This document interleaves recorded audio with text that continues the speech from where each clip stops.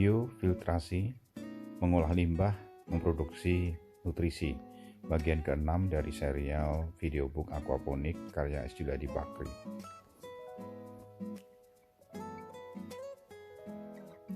Assalamualaikum warahmatullahi wabarakatuh, sahabat multimedia. Sebelumnya telah kita ulas tentang kualitas air dan juga mengenai kadar amonia yang terbentuk akibat sisa metabolisme protein. Bagaimana proses terbentuknya juga telah dibahas pada bab siklus nitrogen.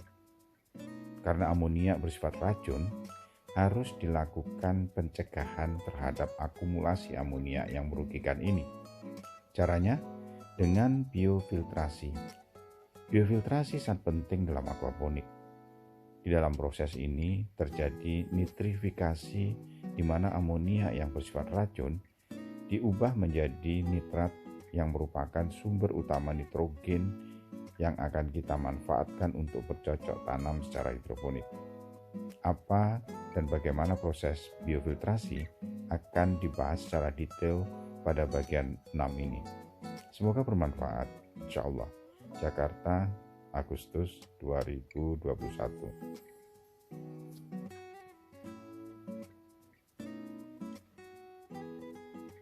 Biofiltrasi. Istilah biofiltrasi seringkali membingungkan karena persepsi orang berbeda-beda, tergantung kepentingan serta bidang yang digeluti. Biofiltrasi atau penyaringan biologis yang dimaksud di sini adalah proses terurainya nitrogen yang berasal dari kotoran ikan oleh karena aktivitas bakteria di mana dalam prosesnya memerlukan oksigen yang sering disebut dengan aerobik. Proses ini juga disebut nitrifikasi karena dalam proses ini terjadi pengubahan atau konversi amonia menjadi nitrit yang selanjutnya menjadi nitrat. Silahkan lihat bab siklus amonia atau nitrogen.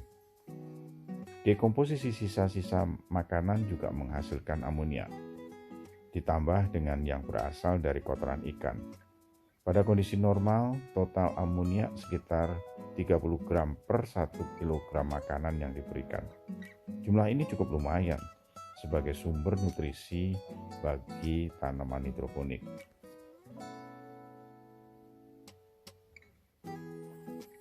Jenis biofilter. Dilihat dari cara kerjanya, ada 5 macam biofilter yang sering digunakan dalam budidaya ikan, yaitu model yang direndam atau submerged filter, kucuran atau trickling, biodish, biodrum, dan fluidized bed. Semua pada prinsipnya adalah memperluas permukaan kontak air dengan udara. Filter rendam atau submerged filter. Model ini tersusun dari media berpori-pori yang ditempatkan dalam suatu wadah. Media bisa dari kerikil, pasir, ataupun butiran plastik. Yang penting cukup ruang bagi bakteria bercokol dan berkembang biak dengan nyaman. Cukup oksigen dan tidak bersifat racun.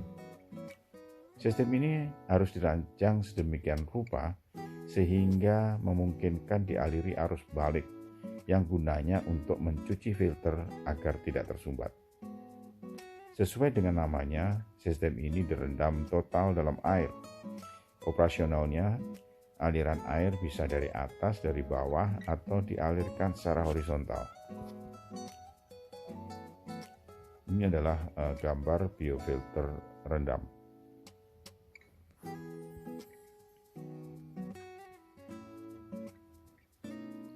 Filter kucuran atau trickling. Filter kucuran ini hampir sama dengan sistem rendam. Bedanya pada filter kucuran, media tidak direndam total tapi hanya dijaga kelembapannya jangan sampai kering. Air limbah dikucurkan ke dalam filter sehingga mengalir merata ke bagian dasar.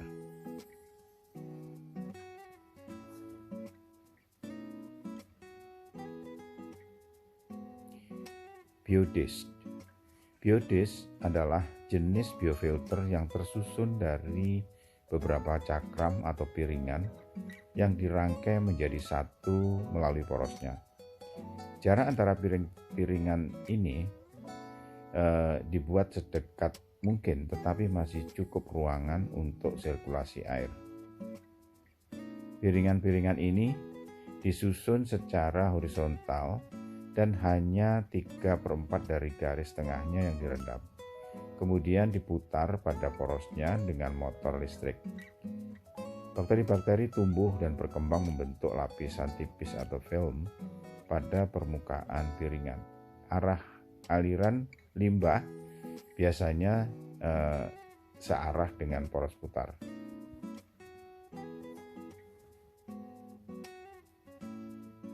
Biodrum.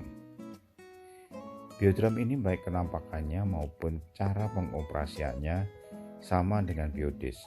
Bedanya pada biodrum yang diputar secara horizontal bukan rangkaian piringan, tetapi berupa silinder atau drum dari kasa yang diisi dengan media berupa butir-butir plastik yang relatif lebih ringan.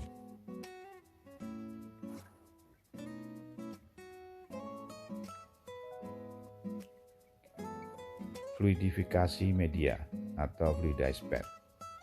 Sistem ini menggunakan pasir halus yang diisikan dalam suatu wadah sehingga membentuk perlapisan. Air limbah disemburkan merata dari dasar wadah melalui semacam distributor sehingga pasir teraduk terus-menerus tanpa sempat mengendap, seolah-olah terfluidakan. Karena itulah disebut fluidized bed. Selain untuk meratakan semburan, distributor ini juga berfungsi untuk menyangga pasir agar tetap mengambang.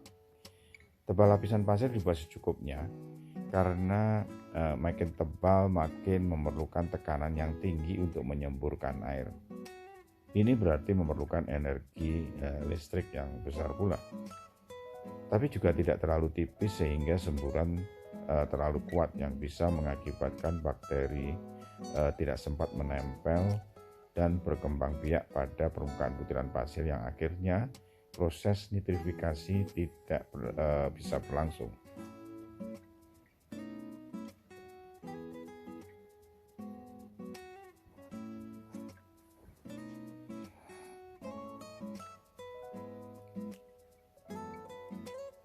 Sekarang kita bahas mengenai perbandingan beberapa jenis biofilter.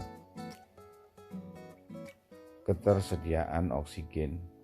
Pada filter rendam, satu-satunya sumber oksigen bagi bakteria adalah dari air limbah yang melewati filter.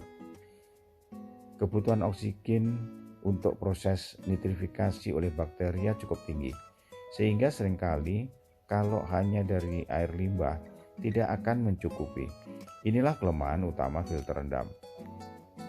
Pada sistem kucuran, biodisk, dan biodrum, sumber utama oksigen diambil dari udara.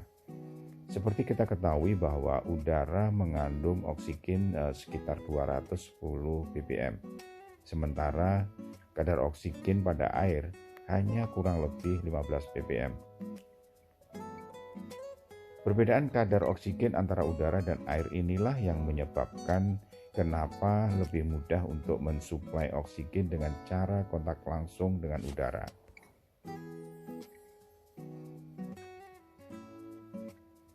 Kecepatan perputaran pada biodisk dan biodrum harus dijaga sedemikian rupa sehingga bakteria tidak mati kekeringan karena terlalu lama tersingkap di udara dan tidak juga kekurangan oksigen karena terlalu lama terendam. Jika perputaran terlalu cepat, bisa menyebabkan bakteria tidak bisa berkembang atau bahkan terlepas dari media.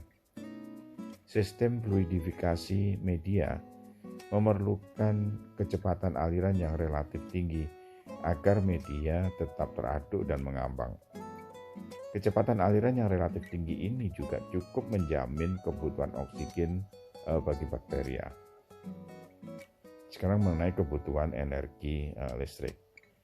Kebutuhan energi listrik pada filter rendam dan kucuran terutama untuk memompa air masuk atau keluar filter. Dengan kata lain, salah satu masuk atau keluar bisa memanfaatkan gaya gravitasi. Jika dirancang dengan benar, filter rendah memerlukan energi yang relatif kecil. Untuk filter kucuran, kebutuhan energi tergantung dari ketinggian filter. Makin tinggi, makin banyak memerlukan energi.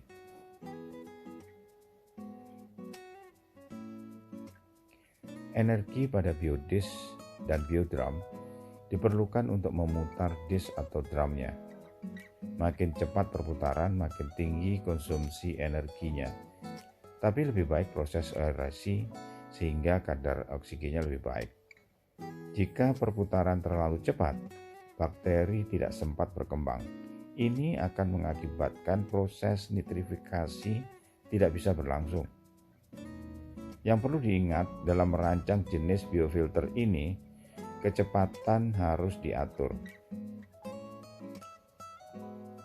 sedemikian rupa sehingga proses aerasi bisa mencukupi kebutuhan oksigen, tapi konsumsi energinya cukup rendah.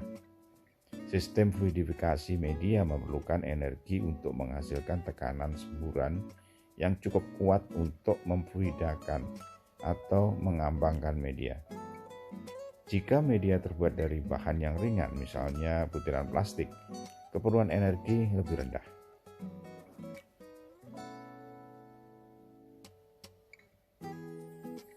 Sekarang kita lihat penyumbatan. Penyumbatan filter harus dihindari karena akan mengakibatkan kemacetan aliran air. Jika air macet, proses nitrifikasi amonia akan terhambat. Selain itu juga akan mengakibatkan kekurangan oksigen. Jika oksigen kurang, proses menjadi anaerobik. Akhirnya terbentuk gas asam belerang atau H2S yang bersifat racun. Penyumbatan juga berarti pemborosan energi. Penyumbatan umumnya terjadi karena adanya akumulasi sisa-sisa organik, baik yang berasal dari bakteria yang mati, kotoran ikan, maupun sisa makanan.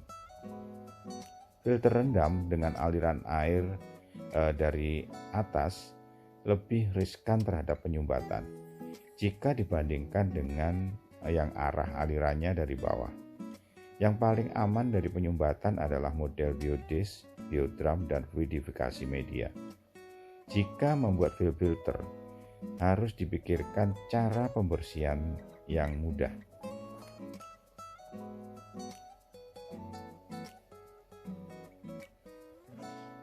Membuat sendiri biofilter.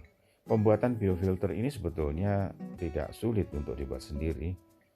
Pada dasarnya biofilter ini terbuat dari suatu media berpori-pori atau berkisi-kisi agar mencapai total permukaan seluas-luasnya yang ditempatkan dalam suatu wadah. Media ini menjadi sarang bakteria untuk tumbuh dan berkembang secara aktif. Air limbah dialirkan ke dalam filter melewati pori-pori di mana bakteria Nitrosomonas melahap kandungan amoniaknya dan dikeluarkan sebagai nitrit. Nitrit ini makanan empuk bagi bakteri Nitrobacter yang kemudian dikeluarkan lagi sebagai nitrat. Pada waktu keluar dari filter, air limbah diharapkan sudah bersih dari racun amonia dan yang penting banyak mengandung nitrat yang diperlukan oleh sistem aquaponik.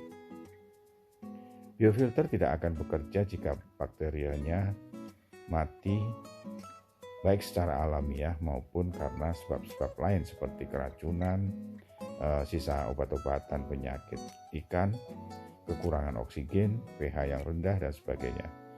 Jika ini terjadi, memerlukan waktu 3-4 minggu untuk bisa aktif kembali.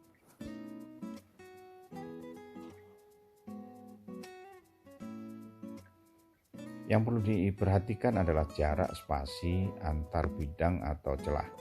Cukup luas untuk air lewat dan untuk berkembang bakteria. Serta masih cukup bebas untuk udara masuk. Ingat, proses ini adalah proses aerobik yang berarti memerlukan oksigen. Bakteria ini tumbuh berkoloni secara alamiah menempel pada bidang-bidang permukaan celah di dalam media biofiltrasi atau pada dinding bak pemeliharaan. Usahakan menyaring terlebih dahulu limbah padatnya, karena limbah padat yang busuk ini akan mengundang jenis bakteria lain yang bisa mengganggu proses peruraian nitrogen amonia ini. Untuk daerah tropis yang cukup hangat, direkomendasikan untuk membuat kira-kira total luas permukaan pada celah atau pori-pori adalah 64 meter persegi untuk setiap 100 kg ikan. Ikan mengeluarkan kotoran sekitar 28 gram berupa amonia untuk setiap kilogram makanan yang mengandung 35% protein yang disantap.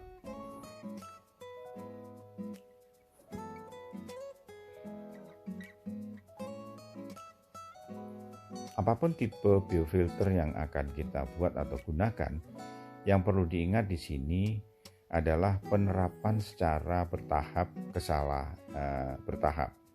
Kesalahan yang sering terjadi adalah menggunakan satu biofilter yang terlalu kecil untuk kebutuhannya. Dengan cara bertahap, dengan menggunakan lebih dari satu biofilter, kita akan mengetahui seberapa kebutuhan yang pas.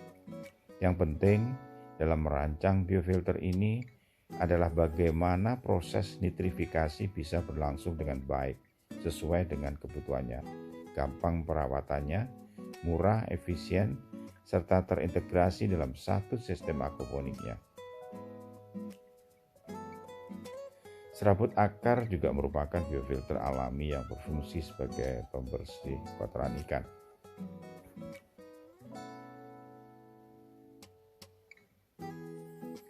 Itulah biofiltrasi dan jenis-jenis biofilter yang merupakan komponen utama yang sangat vital di dalam sistem aquaponik.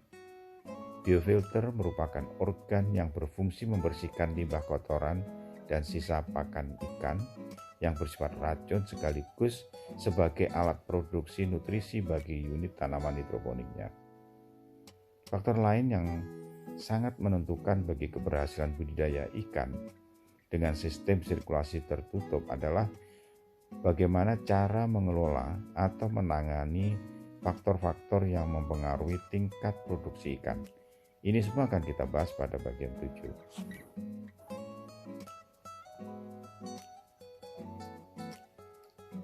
Terima kasih telah menyimak video book kami. Silahkan mengunjungi channel YouTube Isjuliadi Bakri atau klik tautan atau link pada description untuk menyimak video book lain yang menarik. Jangan lupa subscribe.